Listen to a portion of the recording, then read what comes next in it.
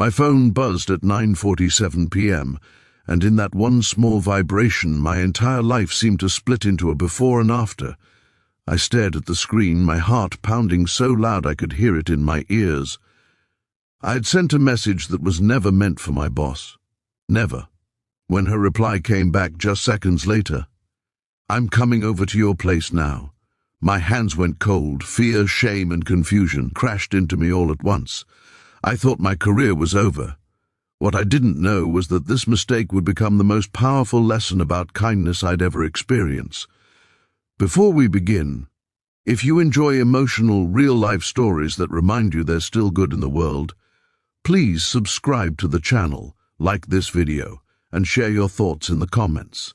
This is The Soulful Stories, and your support helps these stories reach hearts that need them. I had been working at the same company for 4 years.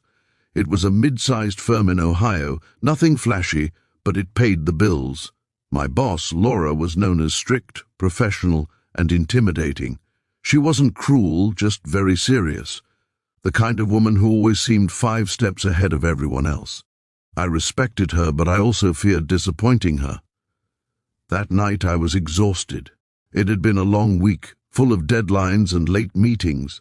I was sitting on my couch, half watching TV, half texting someone I'd recently started dating. We were joking around, flirting, sending silly messages back and forth. Then my phone buzzed again. Without really looking, I typed a reply and hit send. A second later, I realized something was wrong. The chat window wasn't the one with my date. It was my boss. The message I had sent wasn't explicit, but it was unmistakably flirty, playful, personal, completely inappropriate. My stomach dropped. I tried to unsend it, but it was too late. The message showed delivered. I sat there frozen, staring at my phone, whispering, "No, no, no," over and over again. I considered throwing my phone across the room. I considered pretending I'd lost signal. I even considered quitting my job before morning. Then her reply came. "I'm coming over to your place now." I thought I might pass out. My mind raced with worst-case scenarios. Was I about to be fired? Was she angry? Was this some kind of HR nightmare waiting to happen? I checked the time again. Nearly 10 p.m. Why would she come over now? I lived alone in a small apartment. I paced the floor, cleaned things that were already clean, and rehearsed apologies, I might say. My heart felt like it was trying to escape my chest. 20 minutes later, there was a knock at the door.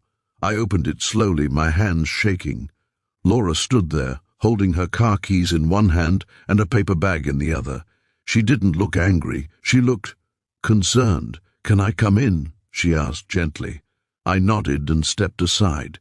She walked in, glanced around briefly, and then looked straight at me. For a moment, neither of us spoke. The silence was heavy. "I think," she finally said, "we need to talk." I swallowed hard. "I'm so sorry," I blurted out. "That text wasn't meant for you, I swear.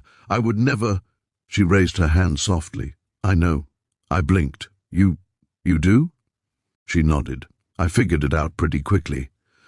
But that's not why I'm here." She placed the paper bag on the kitchen counter and pulled out 2 cups of coffee. "I noticed something in that message," she said quietly. "Not the flirting, the exhaustion." I stared at her, confused.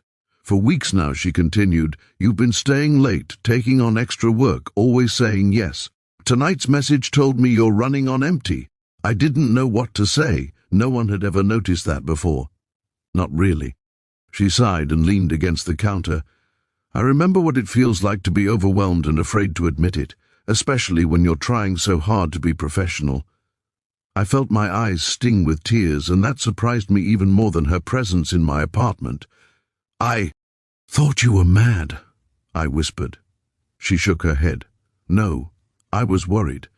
That was the moment something inside me broke open. I told her everything, how I'd been struggling to keep up, how I felt pressure to prove myself, how lonely I'd been since my dad passed away the year before. Words poured out of me like I'd been holding my breath for months. She listened, really listened, no interruptions, no judgment.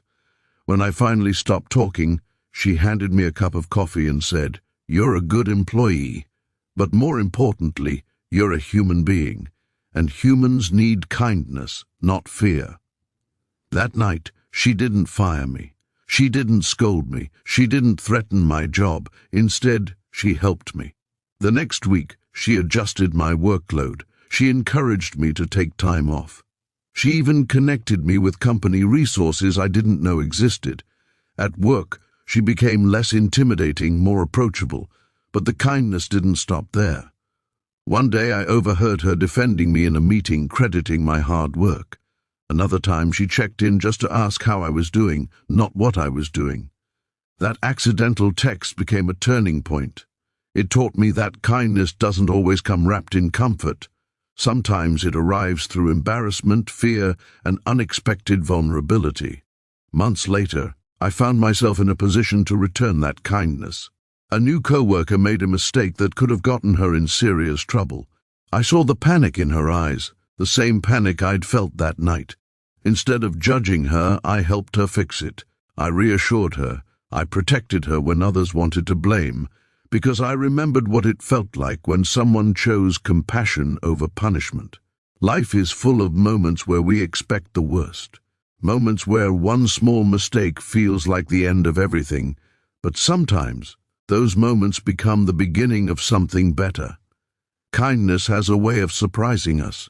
It shows up when we least expect it, and it changes us in ways we don't immediately understand. That night, when I accidentally sent a flirty text to my boss, I thought I was about to lose everything. Instead, I gained something far more valuable, a reminder that kindness is powerful, healing, and contagious. So if you're watching this and carrying fear, shame, or exhaustion, know this: one kind response can change a life, maybe even yours. And maybe today you can be that kindness for someone else.